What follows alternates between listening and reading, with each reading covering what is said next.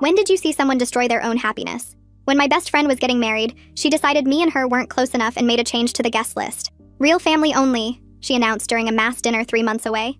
That means you, and you, she pointed to me and her own adopted sisters, are all not welcome. I had just paid for my maid of honor dress, and her sisters were kids with autism who never got invited anywhere. But they're your flower girls, Jenny. And then they can pick flowers outside. But they're not welcome, she interrupted me. The girls started crying and ran off. That's when I decided fine. I took my name off the guest list and took her sisters out for ice cream and shopping with my own friends. And the best part?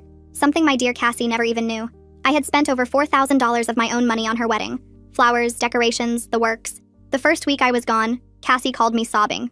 The venue just called about a massive plumbing failure. The whole place is flooded. I stayed quiet. She didn't know my dad owned it and had given it to her for free. Every other venue wants $15,000 minimum with this short notice. She had to drain her savings account completely. Then her photographer canceled. Creative differences. The only replacement charged $5,000. She had to take out a loan. On week 2, her florist called. Our supplier had a mishap. All your orchids are dead. She'd have to switch to carnations or pay triple for new orchids. She paid triple. The cake designer's mother got sick. Every other baker was booked. She ended up ordering from the grocery store. 5 tiers became 2 sheet cakes. The cake tasting she'd filmed for Instagram versus what she'd actually serve. People would notice. Week 3, her bridesmaids started dropping. I can't support how you're treating your sisters. This isn't who I thought you were. Those girls asked me why you hate them. Down to 4. The bachelorette party in Vegas became wine at her apartment where 2 people showed up. Then the makeup artist canceled. Double booked, so sorry. The hairstylist had a family emergency. The videographer got a better opportunity. Every replacement cost triple and her credit card started declining. She had to borrow from her parents. They asked why everything was falling apart, but she couldn't explain it. Her mom stepped in to help, calling vendors personally. But they all said the same thing. Sorry, we can't. No explanations, just flat refusal. One finally told her, ask your daughter what she did to those little girls. Her mom confronted her that night. What did you do? I uninvited them. It's my wedding. Her mom left without another word. The final vendor meeting was pathetic. 6 bridesmaids became 2. The menu went from 5 courses to buffet style. The 300-person guest list was down to 30 confirmed. The champagne toast became sparkling cider. The chocolate fountain became Hershey's Kisses in bowls. She'd spent $47,000 trying to fix everything, triple her original budget. Her fiancé asked if they should postpone. Maybe when things calm down? She screamed that nothing would calm down. Everyone had abandoned her. The whole world was against her. He slept at his brother's that night. Her parents stopped offering to help. Even her own mom said, you brought this on yourself when you hurt those babies. The wedding happened in a park with 20 guests. Cassie wore a $200 dress from a department store sale. Her cousin did her makeup in the car. Plastic chairs, supermarket flowers, a Bluetooth speaker for music. But what none of us knew was that Cassie had one last trick up her sleeve. 3 days after that sad park wedding, I was making breakfast when my phone rang with a number I didn't recognize.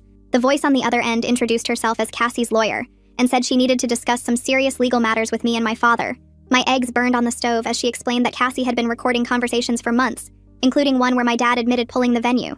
She had hired this lawyer to sue us both for something called tortious interference, which basically meant we'd deliberately ruined her contracts. My stomach felt like it dropped through the floor as I realized Cassie had been documenting everything while playing the victim to everyone. The lawyer said we'd be getting official papers soon, and suggested we find our own legal representation immediately. I hung up and immediately called my dad, who was at his venue setting up for an afternoon wedding. He went quiet when I told him about the lawsuit, then said he'd been expecting something like this. The next morning, a process server showed up at my dad's business right in front of 3 couples who were touring the venue for their own weddings. The man handed my dad a thick envelope and had him sign for it while the couples watched awkwardly. Inside were legal papers demanding $50,000 in actual damages, plus more for punitive damages for what they called malicious conspiracy to destroy a wedding. My dad read through every page while I sat in his office, both of us getting more worried with each paragraph. The lawsuit laid out everything: how we'd coordinated with vendors, how we'd pulled the venue, how we'd cost Cassie her dream wedding out of spite. I immediately started calling all the vendors who'd helped me, starting with the florist who'd been so understanding about the whole situation. She answered on the 3rd ring, but her voice went cold when I explained about the lawsuit. Turns out Cassie had called her 2 weeks ago, acting friendly and asking questions about why she'd really canceled. The florist thought Cassie was just trying to understand what happened, so she'd been honest about coordinating with me. Cassie had recorded the whole conversation without telling her. The photographer had a similar story. Cassie had called him pretending to want to hire him for something else, then steered the conversation to the wedding. The cake designer, the makeup artist, the hairstylist, they'd all gotten friendly calls that turned into recorded confessions. Every single vendor was panicking now because they could be sued too for breach of contract. Some of them had already gotten threatening letters from Cassie's lawyer saying they might be added to the lawsuit. My dad hired a defense lawyer that afternoon, a woman who specialized in business disputes. She looked through all the papers and listened to our side of the story, then delivered the bad news. The The case had real merit because we'd admitted to intentional interference with business relationships. Even if we won, which wasn't guaranteed, the legal fees alone would cost thousands of dollars. She started preparing our defense, but warned us this could get expensive fast. That evening, I was cleaning my apartment, trying to distract myself from the mess, when Derek called. His voice sounded different, hurt and confused in a way I'd never heard before. He'd just found out about my involvement from Cassie's lawyer, who'd contacted him as a potential witness. He couldn't believe I'd orchestrated the whole vendor boycott while pretending to be neutral when he'd called me during the disasters. I tried explaining about the disabled sisters, how Cassie had made them cry, how they'd been so excited about being flower girls. Derek listened, but then said something that hit hard. 2 wrongs don't make a right, and what I'd done was calculate and cruel even if Cassie had been wrong first. He wasn't taking sides in the lawsuit, but he made it clear our friendship was over. He couldn't trust someone who could plan something so elaborate while lying to his face about it. After we hung up, I sat on my couch feeling sick about losing one of my oldest friends. Within 2 days, the story exploded on wedding forums after Cassie posted her version online. She painted herself as a victim of jealous sabotage by a bitter former friend who couldn't handle being removed from the wedding party. She included screenshots of vendor messages and even audio clips from some of the recorded calls. The comments section turned into a battlefield with people taking sides. Many sided with Cassie since she had actual recordings proving the conspiracy. People called me psychotic, said I should be in jail, said I'd ruined what should have been the happiest day of her life. Others defended me, saying Cassie deserved it for discriminating against disabled children. The forum moderators eventually locked the thread, but screenshots were already spreading to other sites. 3 vendors got scared about their own legal exposure and agreed to give sworn statements supporting Cassie's case. They claimed I'd pressured them into boycotting her wedding and had threatened to ruin their businesses if they didn't comply. That wasn't true at all, but they were trying to save themselves from getting sued. Their statements made our case much weaker, according to our lawyer. My dad's venue started getting destroyed online by people who'd never even been there. 1-star reviews poured in calling him unprofessional, discriminatory, and corrupt for pulling the venue from an innocent bride. He tried reporting the fake reviews, but the damage was spreading. Bookings for next season dropped by 30% within a week as couples canceled their deposits. His business that he'd built over 20 years was taking serious damage. Then something unexpected happened when Adriana Silva reached out through social media. She'd been Cassie's lead bridesmaid before quitting and wanted to help our case. She had text messages where Cassie had called her adopted sisters embarrassing burdens who would ruin the wedding photos. There were worse things too. Cassie complaining about having to pretend to love them for her parents' sake. Adriana sent screenshots to our lawyer the next morning, along with voice messages where Cassie complained about having to include them in family photos. 2 days later, Katie Morton contacted me through Facebook saying she had something important to show us about the wedding situation. Katie worked as a wedding coordinator at a different venue and had been at that dinner 3 months ago as someone's +1. She'd recorded the whole speech on her phone because she couldn't believe what she was seeing. The video showed everything clearly, with Cassie standing up at the head of the table pointing directly at those crying kids while announcing they weren't real family. You could hear the girls sobbing in the background and see other guests looking shocked and uncomfortable. Katie sent the file to our lawyer that afternoon and agreed to provide a sworn statement about what she witnessed. Our lawyer called a meeting at her office the next week to discuss strategy. She spread out all the evidence on the conference table, including the recordings, screenshots, and witness statements we'd gathered. She explained that while this helped show Cassie's character and gave context for why we acted, it didn't change the basic legal fact that we'd deliberately interfered with her vendor contracts. The law didn't have exceptions for doing it because someone was mean to disabled kids. She recommended we seriously consider settling before legal costs ate up more of my dad's business funds.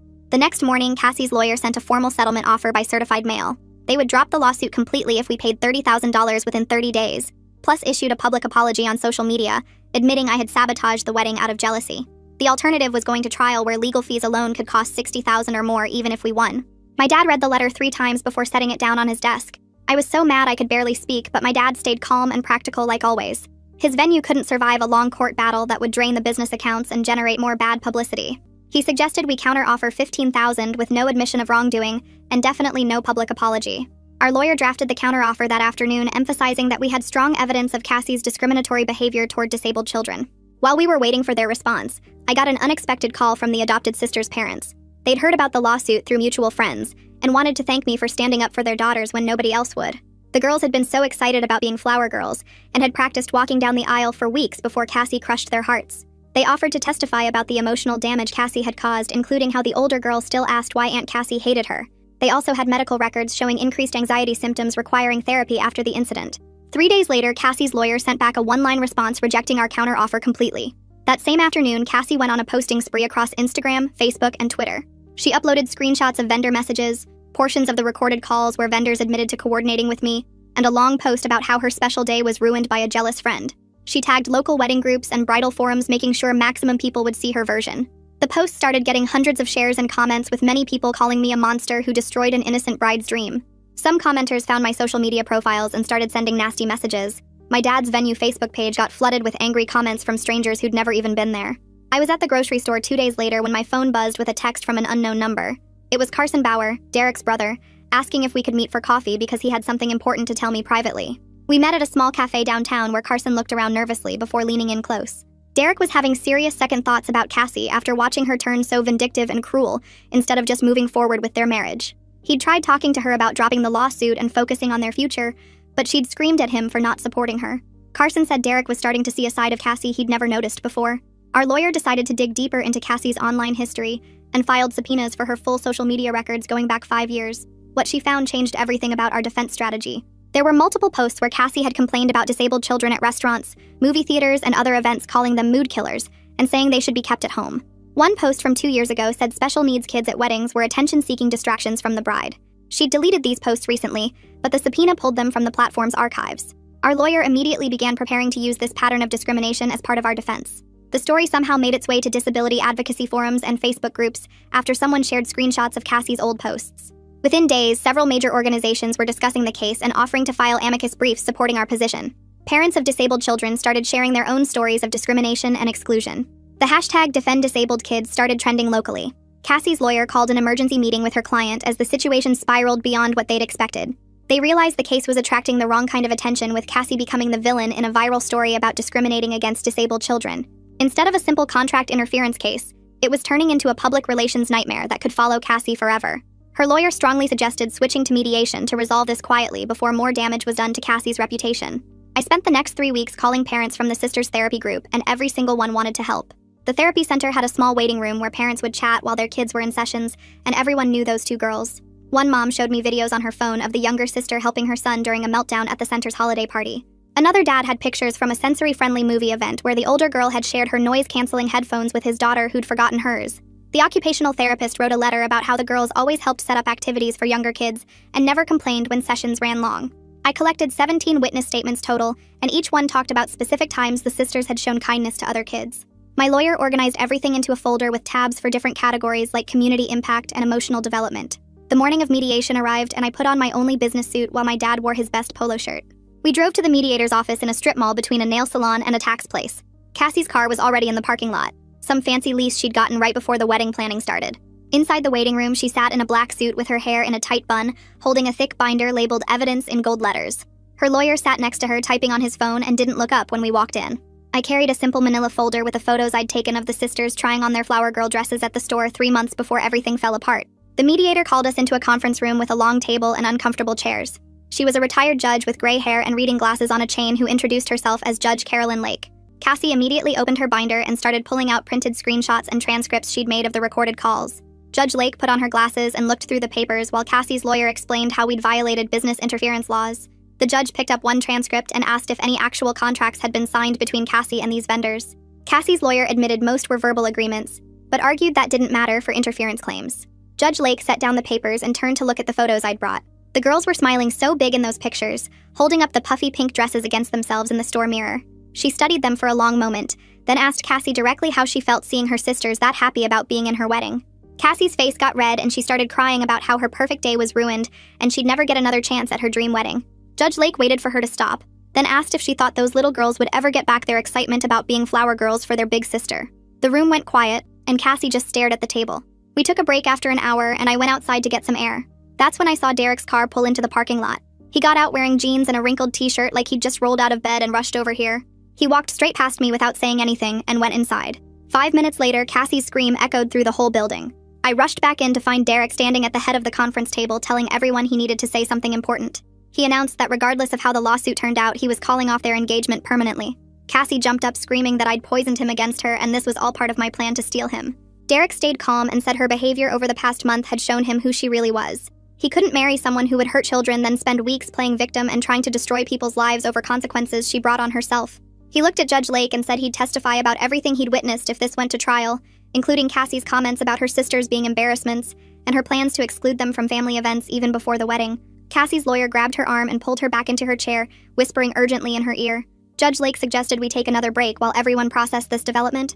Derek left without looking at anyone, and Cassie ran to the bathroom crying. Her lawyer stayed in the conference room making phone calls. When we came back together, Judge Lake proposed a solution where both sides would drop all claims and pay our own legal fees.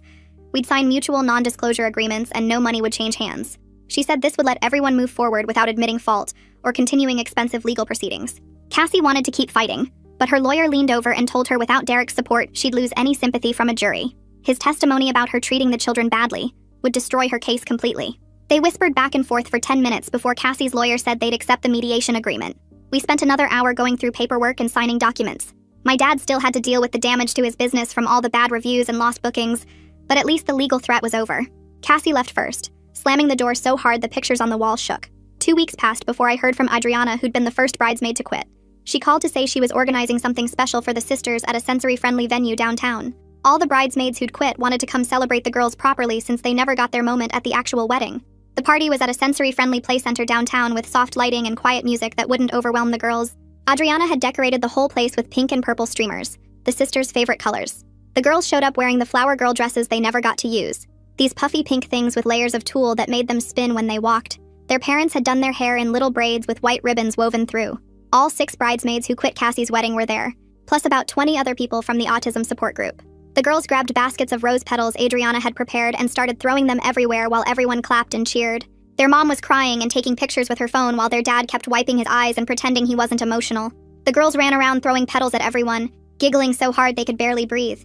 We had a cake shaped like a flower basket, and the girls got to cut it together with a plastic knife while everyone sang. They danced to Disney songs and showed off their dresses to anyone who would look. By the end of the party, both girls had fallen asleep in their dad's arms, still clutching leftover rose petals in their little fists. That night, Derek texted me a long message saying he wanted to thank me for showing him who Cassie really was, even though I hadn't meant to. He said he was in therapy now dealing with how he'd missed all the red flags for so long. He couldn't believe he almost married someone who would treat kids that way. Over the next few weeks, my dad's venue started getting bookings again as wedding season approached, and people forgot about the drama. Some of the vendors who'd helped me boycott Cassie's wedding became regular customers, sending all their clients to my dad's place. The florist started doing all our arrangements at cost. The photographer gave us priority booking. Word spread that we stood up for those kids, and suddenly we were the good guys in the wedding community. I heard from mutual friends that Cassie had packed up and moved to another city for what she called a fresh start. Her social media went completely private, and she stopped posting about the wedding or anything related to it. The friend who told me said Cassie was telling people in her new city that her wedding was small and intimate by choice. I started going to the Sisters Autism Support Group meetings every week to help plan events that included everyone. We organized sensory-friendly movie nights and quiet hours at the local museum. It felt good to use my planning skills for something that actually mattered. The parents in the group treated me like family and always saved me a seat at meetings. 3 months passed, and Carson called me out of the blue to share some news. Derek had started dating Katie, the wedding coordinator who'd provided the footage of Cassie pointing at the crying girls. They'd bonded over their shared disgust at how Cassie had acted. Carson said they were taking things slow, but Derek seemed happier than he'd been in years. Katie understood what he'd been through and didn't judge him for missing the warning signs about Cassie. A week later, Cassie's mom showed up at my apartment with a box of cookies and red eyes from crying. She wanted to apologize for everything her daughter had done and for the lawsuit that almost happened. She'd been donating to autism charities every month trying to make up for what Cassie did to those girls. She said she couldn't sleep at night thinking about how her daughter had turned out and where she'd gone wrong as a mother. I told her it wasn't her fault, but she shook her head and said she should have seen the signs earlier. Meanwhile, the 3 vendors who'd testified against me in their statements started losing business fast. Word travels quick in the wedding industry, and everyone knew they'd turned on someone defending disabled kids. The florist who'd given a statement lost her biggest corporate contract. The makeup artist had 3 brides cancel in 1 week. The DJ couldn't book a single wedding for the next season. People in our industry have long memories, and nobody wanted to work with vendors who'd betray someone standing up for children. My dad decided to implement a new policy at the venue where we'd offer free space once a month for inclusion-focused events. The first event was a birthday party for a kid with Down syndrome whose parents couldn't afford a venue. The local news picked up the story, and suddenly we were booked solid for the next year. Companies wanted to hold their events at the venue that stood up for disabled kids. Brides loved the idea of getting married somewhere with values. The free monthly events actually brought in more paying customers than we'd ever had before. 6 months after everything went down, Carson called me again with more news. Derek and Katie were planning their own wedding, something small with just family and close friends. Carson laughed and said at least this time he knew the bride wasn't secretly horrible. He asked if I wanted to come since I'd inadvertently brought them together. The wedding would be simple, nothing like what Cassie had originally planned. Just 50 people who actually cared about them in my dad's venue with real flowers and homemade food. Katie had already asked if the sisters could be flower girls, and their parents had cried when they heard. The girls had been practicing throwing petals in their backyard for weeks, their mom told me. They wanted to do it perfectly this time, and kept asking when they'd get to wear their pretty dresses again. 6 months passed before I saw anyone from Cassie's old friend group at the grocery store near my apartment. The former bridesmaid was buying wine and almost dropped the bottle when she spotted me by the frozen foods. She grabbed my arm and pulled me toward the bakery section where nobody could hear us. She told me Cassie had moved 3 states away and was already engaged to some guy she met on a dating app who had no idea about the wedding disaster or what she did to those kids. The guy was apparently loaded and planning some huge destination wedding in Mexico. I stood there holding my frozen pizza and felt bad for this poor guy who had no clue what he was getting into. But then remembered how getting involved with Cassie's life had almost cost my dad his business, and decided this wasn't my problem anymore. The bridesmaid said Cassie was telling everyone in her new city that her first wedding was small by choice, and that she'd cut toxic people from her life, including her adopted sisters, who she claimed had behavioral problems. I paid for my groceries and left without asking for more details, because I'd learned my lesson about getting tangled up in Cassie's drama. 2 weeks later, the sisters' parents called and asked if I could come to the courthouse for something important. They wouldn't say what over the phone, but sounded excited, so I took the morning off work and drove downtown. The courthouse lobby was packed with their extended family, all wearing matching t-shirts with the girls' faces printed on them. The adoption finalization ceremony was happening that day, and they wanted me there as part of their chosen family, since I'd stood up for the girls when their own sister wouldn't. The judge read through the paperwork while the girls bounced in their seats wearing new dresses their grandma had bought them. When the judge signed the final decree making them officially sisters forever, the whole courtroom erupted in cheers, and the girls ran around hugging everyone, including the bailiff who was trying not to cry. Their mom pulled me aside afterward and said they considered me an honorary aunt now and expected me at every birthday and holiday from now on. That same afternoon, Derek called and asked if I could meet him and Katie at a coffee shop because they had something to ask me. They were planning their wedding for next spring and wanted me as a bridesmaid since I had experience handling wedding disasters and knew how to deal with vendor drama if anything went wrong. Katie laughed and said she'd already checked with all the vendors to make sure none of them had issues with me after the Cassie situation. I accepted immediately, and they handed me a simple navy dress they'd already bought in my size because they knew I'd say yes. The wedding would be small with just 50 guests at my dad's venue, with the sisters as flower girls doing the job they should have done the first time. Almost a year passed before anything else happened with the whole situation. My dad's venue had been doing the monthly inclusion events for disabled kids and families for over a year when the city announced their community awards. The venue won the inclusion award with a presentation specifically mentioning how sometimes good things come from bad situations without naming Cassie directly. My dad had to give a speech and talked about how seeing those 2 girls cry had changed his whole perspective on what his business should represent. The local paper ran a story with a photo of him surrounded by kids from the autism support group who'd had birthday parties at the venue for free. 3 days after the article ran, I got a Facebook message from someone I didn't know, claiming Cassie was spreading lies about me in her new city. The message said Cassie was telling people I'd sabotaged her wedding out of jealousy, and that I'd manipulated her disabled sisters against her. I read it once, then deleted it and blocked the sender because I was done with that chapter of my life completely. The autism support group president called the next week, asking if I'd speak at their annual fundraiser about the importance of standing up for vulnerable children.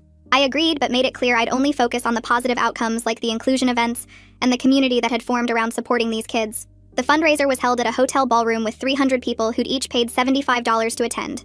I kept my speech short and focused on how one moment of standing up for what's right had created a ripple effect of positive change in our community. Derek and Katie's wedding day arrived on a perfect Saturday in May, with clear skies and a light breeze.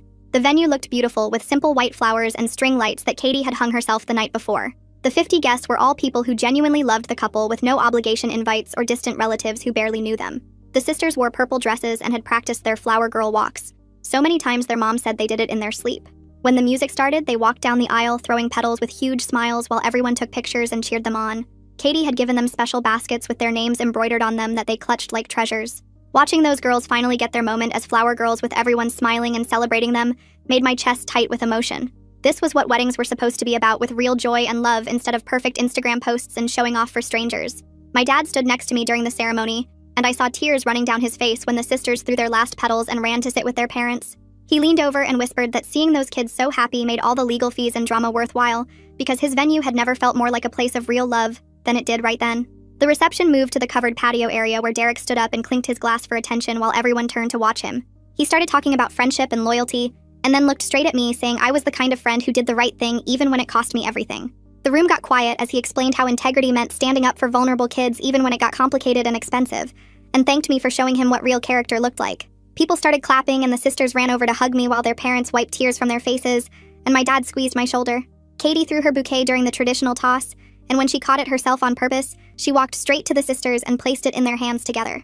The girls squealed and jumped up and down, showing everyone their prize, while the photographer snapped pictures and guests cheered louder than they had all day. The younger sister held the flowers up to her nose and announced they smelled like happiness, which made everyone laugh and cry at the same time.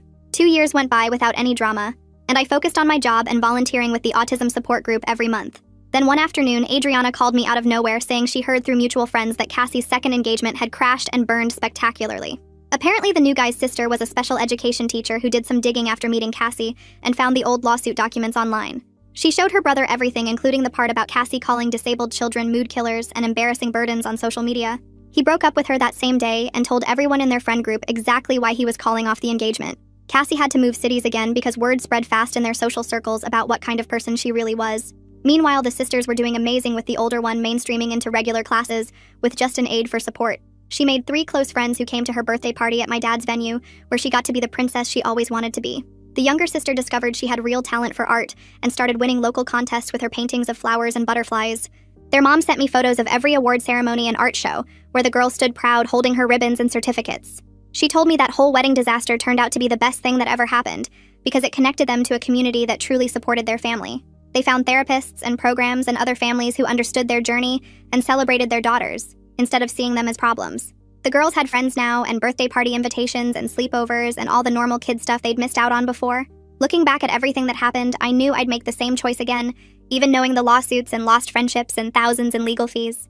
Those 2 little girls deserved someone to fight for them when their own sister threw them away like they were nothing. Sometimes doing what's right means dealing with messy consequences, and accepting that not everyone will understand or approve of your choices. But watching those kids bloom into confident, happy girls who knew they were loved and valued made every hard moment worth it completely.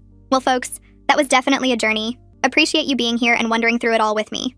Until we meet again, take care. Like the video, it helps more than you think.